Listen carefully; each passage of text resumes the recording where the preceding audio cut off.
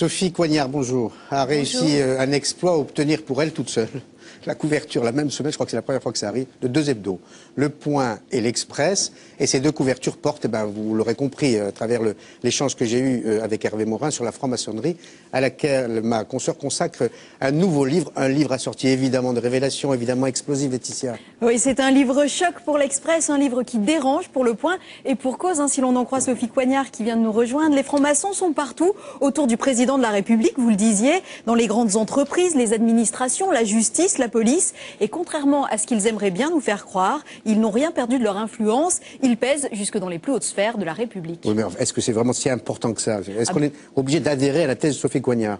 C'est en tout cas sa conclusion à elle, au terme de 2 ans d'investigation, quand même difficile. Vous dites qu'enquêter sur la franc-maçonnerie, ça n'a rien d'une promenade de santé.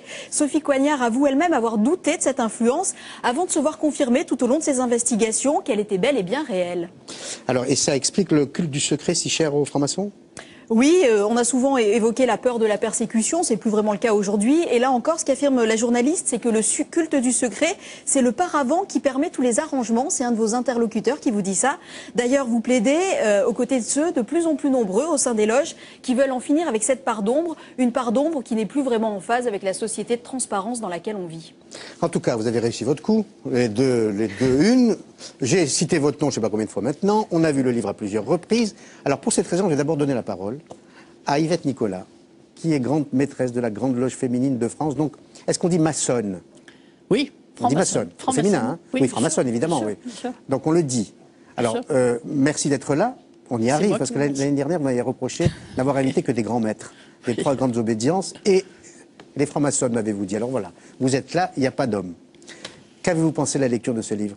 Eh bien, moi, je voudrais poser la question à Sophie. Pourquoi ce livre, une fois de plus, ne montrant qu'une certaine facette de la franc-maçonnerie alors que l'essentiel n'est pas là?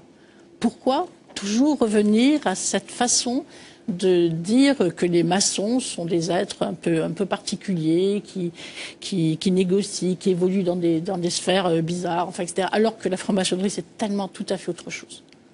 Alors, d'abord, je ne dis pas que c'est des êtres un peu particuliers. Je ne pense pas que c'est comme les envahisseurs qui ont un petit doigt tout raide.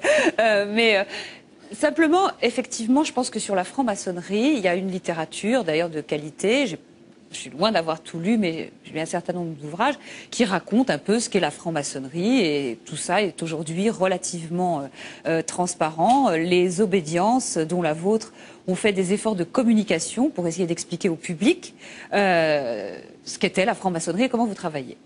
Moi, mon travail est différent. C'est-à-dire que je m'intéresse depuis très longtemps aux réseaux d'influence. J'ai fait un livre il y a longtemps sur les réseaux. Et j'ai eu envie de m'intéresser plus particulièrement à la franc-maçonnerie. Pourquoi? Eh bien parce que la franc-maçonnerie est un réseau d'abord important numériquement. Enfin, c'est un groupe d'hommes essentiellement et de femmes aussi. Il y a une petite disproportion numérique. Il y a quand même beaucoup plus de garçons que de filles en franc-maçonnerie en France. Et donc, c'est un groupe de 150 000 personnes à jour de leur cotisation, comme on dit dans les partis politiques. Et il y a autant de gens, en gros, qui sont passés par là, puis qui ont arrêté parce qu'ils n'avaient plus le temps, parce qu'ils n'avaient plus, voilà, ça leur plaisait pas, etc. Donc ça fait en gros 300 000 initiés en France. Deuxièmement, contrairement à d'autres réseaux, vous y entrez de manière volontaire. C'est-à-dire que le réseau corrézien, c'est les gens qui sont nés en Corrèze. Le réseau franc-maçon, ce sont des gens qui ont décidé de devenir francs-maçons, de consacrer... Et ce serait condamnable? Mais je ne condamne pas, je raconte. Paul Amar, vous prêtez aux francs-maçons un pouvoir exorbitant. Alors, par exemple, il y a une question d'un téléspectateur qui va vous intéresser, que d'ailleurs, je m'apprêtais à vous poser, donc ça tombe bien. Quelle décision de Nicolas Sarkozy aurait pu lui être dictée par les francs-maçons, puisque vous leur prêtez ce pouvoir énorme auprès du chef de l'État actuel? D'abord, dicter est un mot qui me paraît beaucoup trop fort. L'idée n'est pas là. L'influence, c'est pas de dicter des décisions.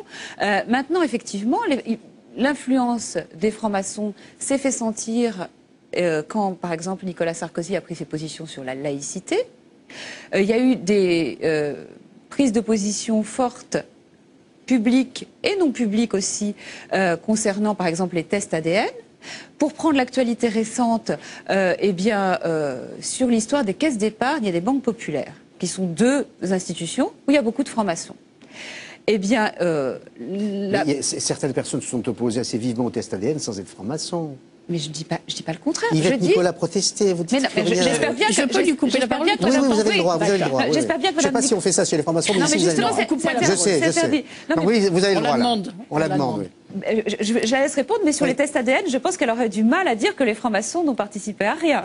Écoutez, en tout cas, sur le plan de la laïcité, c'est évident que pour nous, la laïcité, c'est quand même le socle. Hein. Donc, on va défendre la laïcité jusqu'au bout, ça c'est évident, puisque c'est notre seul garant de liberté de conscience et de pensée. Donc là, je vous rejoins complètement, mais ça, on peut le faire à divers titres. Toutes les obédiences ne l'ont pas fait de la même façon, mais c'est vrai que nous, Grande Loge Féminine de France, on est vraiment cette défense de la laïcité, pour nous, c'est très important. Voilà. Sur la laïcité, je suis d'accord avec vous. C'est vrai que sur la loi Leonetti, nous avons été interrogés par M. Leonetti lui-même pour nous demander... Sur l'euthanasie ? Oui, tout à fait, sur la révision des lois Leonetti. Et c'est vrai que nous avons demandé à nos 407 loges de nous dire ce qu'elles pensaient de cette révision des lois Leonetti. Elles ont pratiquement toutes répondu. Bien sûr, on est 12 500, on ne va pas avoir le même langage. Mais n'empêche qu'on a réussi à faire quand même une réflexion, avoir une réflexion et une synthèse intéressante qu'on a renvoyée à M. Leonetti. Apparemment, ça lui a quand même bien plu. Les questions, les francs-maçons servent-ils vraiment à quelque chose de nos jours ? Quand on sait ce qu'ils ont fait pour la libération de la femme, pour l'abolition de l'esclavage, pour l'école gratuite publique, mais aujourd'hui, franchement... Voilà, mais je suis d'accord avec vous. C'est un gros problème, je crois, que rencontrent les obédiences, c'est qu'aujourd'hui, leur influence visible est moins grande. C'est-à-dire qu'effectivement, les grands combats, la contraception, le droit à l'avortement, la peine de mort, par exemple, sont derrière nous. Alors reste effectivement, par exemple... Les droits des femmes. Les droits des femmes, pardonnez-moi.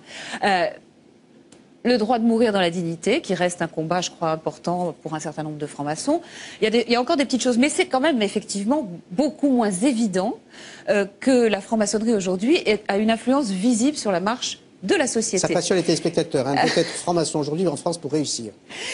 Mais simplement, le réseau en tant que tel fonctionne toujours pour un certain nombre de décisions, de nominations. Je raconte dans mon livre, par exemple, comment... C'est pas un fantasme de journaliste. Écoutez, on aime ces mondes secrets, ou on aime ces mondes secrets. Sophie... Jean-Pierre Raffarin doit être aussi un type qui fantasme beaucoup. Quand il était Premier ministre, un jour, il a dit à Francis Mer, son ancien ministre de l'économie, « J'aurais jamais pensé que les francs-maçons étaient aussi influents et puissants en France ». À quel propos a-t-il dit cela?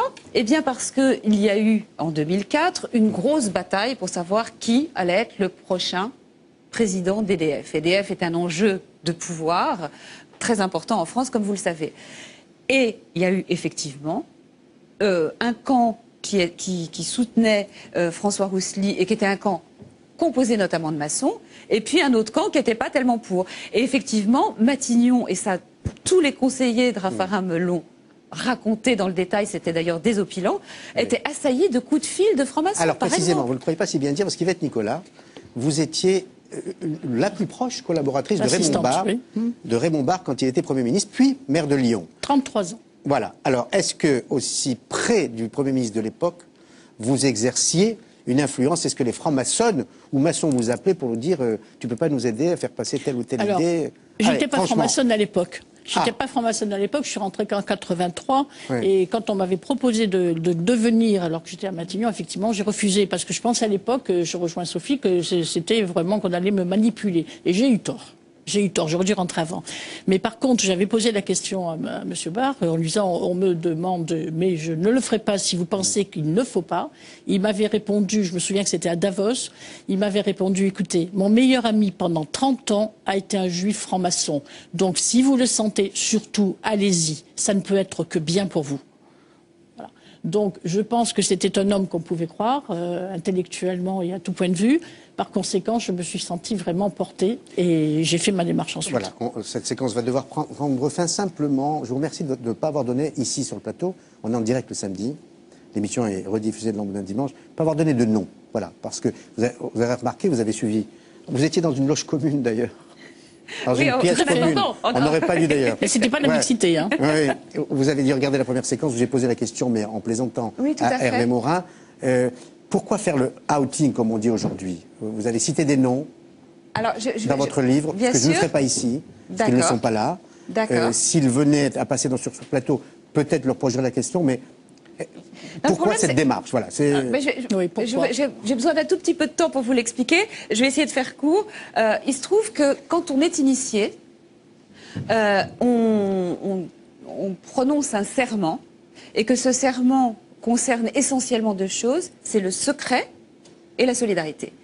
Pour ce qui concerne le secret, eh bien, on promet de ne pas révéler les travaux en loge, ce que je trouve très bien, et de ne pas révéler qui est franc-maçon. Et là, sur le secret d'appartenance, il y a un vrai problème. C'est que, par exemple, je prends un exemple simple, quand un magistrat est franc-maçon, que le prévenu est franc-maçon et que son avocat est franc-maçon, éventuellement l'expert judiciaire aussi, ça peut poser un problème. Pardon, alors malheureusement on n'a plus le temps, mais l'accusation est extrêmement grave. Là. Oui. Ben, écoutez, j'ai évidemment des exemples. J'ai évidemment des exemples, Paul Amar. Ça peut poser un problème. Ce problème n'existerait plus s'il n'y avait pas de secret de l'appartenance. C'est-à-dire qu'être franc-maçon, c'est très bien. Le jour où les francs-maçons, et d'ailleurs certains patrons d'obédience, appellent leurs membres à se dévoiler, le jour où il n'y a plus de secret d'appartenance, Jean-Michel Quillardel l'a fait très publiquement. C'est pas une obligation d'eux. C'est pas non plus. Appelé, souhaitait que. Et à partir du moment où il n'y a plus de secret de l'appartenance, il n'y a plus de problème. La franc-maçonnerie devient un réseau comme un autre. Oui, mais après la lecture de votre livre, je suis désolée, mais il y a beaucoup de gens qui ne voudront pas se dévoiler. On dira, attendez... de toute façon, avant non plus. Ça, je peux vous l'assurer. Davantage aujourd'hui. Le nombre de responsables politiques qui m'ont dit qu'ils n'étaient pas francs-maçons alors qu'ils le sont est absolument énorme. Allez, je vais vous laisser poursuivre la conversation en coulisses. Je ne sais pas si vous allez rejoindre la pièce commune.